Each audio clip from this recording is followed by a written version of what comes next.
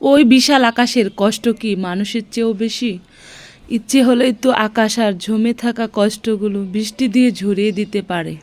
কিছু কিছু মানুষ আছে যারা জমে থাকা কষ্টগুলো অশ্রু হয়ে ঝরিয়ে দিতে পারে না। বুকের ভেতর কষ্টগুলো জমাট বেঁধে থাকে, আর সেই কষ্টগুলো ধারণ করার ক্ষমতা ওই বিশাল আকাশেরও নেই। নিশ্চয়ই ভাবছেন কাদের কথা বলছি। তারা হলো প্রবাসী। প্রবাসীদের কষ্টের কথা কী বলবো। তারা ফ্যামিলি, পরিবার, সন্তান, স্ত্রী সবাইকে রেখে ওই দূর প্রবাসে থাকে। তাদের কষ্ট মানে এই পৃথিবীতে সব থেকে কষ্টের পরিমাণের থেকেও বেশি। তারা সবাইকে ছেড়ে একা বাঁচতে যায় তাদের ফ্যামিলি সবার হাসি মুখ রাখার জন্য, সবার স্বপ্ন পূরণ করার জন্য ওই দূর প্রবাসে কষ্ট করে। আর আমরা প্রবাসীর বউরাও সব স্যাক্রিফাইস করে, সব কষ্ট মুখ বুজে সহ্য করে তাদের কষ্টগুলোকেই পাশে নিয়ে একসাথে বাঁচার চেষ্টা করি। দেখছেন বিদায়বেলা ভেগ গোছানো এই কষ্টটা, এই মুহূর্তটা যারা প্রবাসীর বউ তারাই বুঝবে। এই কষ্টটার মতো কষ্ট বেদনাদায়ক আর কিছুই হতে পারে না। সব কিছু মেনে নিতে নিজের সাথে প্রতিনিয়ত যুদ্ধ করতে হয়। প্রতি ক্ষণে ক্ষণে মৃত্যুর স্বাদ গ্রহণ করতে হয়।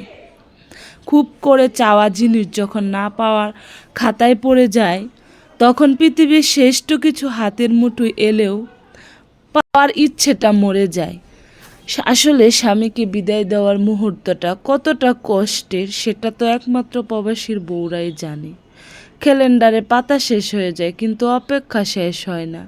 এই অপেক্ষা করতে করতে দিন যায়, রাত যায়, কত কষ্ট, কত চোখের পানি বালিশ ভিজে যায়, তাও কেউ কিন্তু দেখতে পায় না। এই কষ্টটা শুধু একান্তই রয়ে যায়। অপেক্ষা করা আর বিদায় দেওয়া দুটোই কিন্তু ভয়ানক একটা জিনিস। খুবই কষ্ট হয়। সারাদিন ভুলে থাকতে পারলেও রাতে যে তার আর পারে না, এই কেমন মায়া। আসলে এই কষ্টটা রাতে বেশি মনে হয়। সহ্য করতে করতে ধৈর্য হারিয়ে ফেলি, তবুও মনকে বোঝায় আজ না হয় কাল তো সব ঠিকই হয়ে যাবে। আবার সবাই একসাথে হব, একসাথে চলবো, এইগুলা মেনে নিয়েই কিন্তু বাঁচতে হয়। মাত্র প্রবাসী সন্তানরাই বাবার থেকে আদর পায় না। বাবাকে এভাবে ফোনে দেখে কেটে যায় তাদের শৈশবকাল। না পারে বাবার কোলে উঠতে, না পারে বাবার সাথে চলতে, হাঁটতে, কত কিছুই না মিস করে ওই প্রবাসী সন্তানরা। আসলে এর থেকে বেদনাদায়ক আর কিছুই হতে পারে না। প্রবাসীরা সন্তানের বাবা হয় ঠিকই, কিন্তু তাদের সন্তান সময় মতো বাবার কোলে উঠতে পারে না। তারা বাবার ছোঁয়া, বাবার আদর পায় না।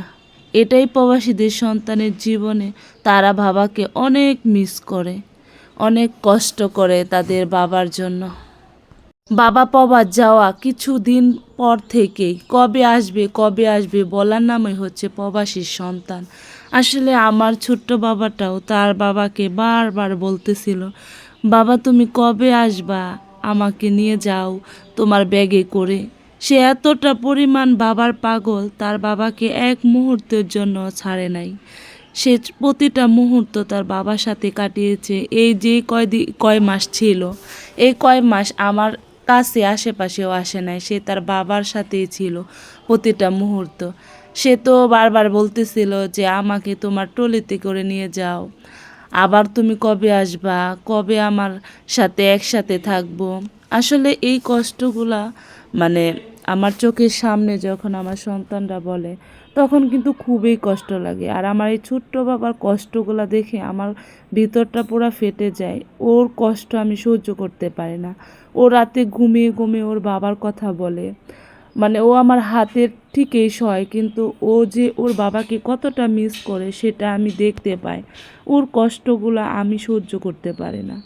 আমার কষ্ট তো আছে, এই কষ্ট তো ভুলেই থাকতে চেষ্টা করি, তবুও সন্তানের কষ্ট দেখে এতটা কষ্ট লাগে, আসলে বলে বোঝানোর মতো না। এভাবে দিনগুলো পার করছি, শত কষ্টের পরে এখানে শান্তি পাই। একা একা সন্তানকে বড় করা অনেক কষ্ট, যা অন্যকে বলে বোঝাতে পারলাম না। আসলে এই কষ্টটা যারা প্রবাসীর বউ তারাই বুঝবে। একা একা সন্তান মানুষ করা, সংসার সামলানো, সব কিছু গুছিয়ে মানিয়ে চলা কতটা কষ্টদায়ক, কতটা বেদনাদায়ক। যাই হোক, সবাই ভালো থাকবেন, সুস্থ থাকবেন, আর আমাদের জন্য দোয়া করবেন, আপনাদের ভাইয়ার জন্য দোয়া করবেন, সে যাতে সুস্থভাবে যেতে পারে, আবার আমাদের মাঝে চলে আসতে পারে। সবাই ভালো থাকেন। আসসালামু আলাইকুম।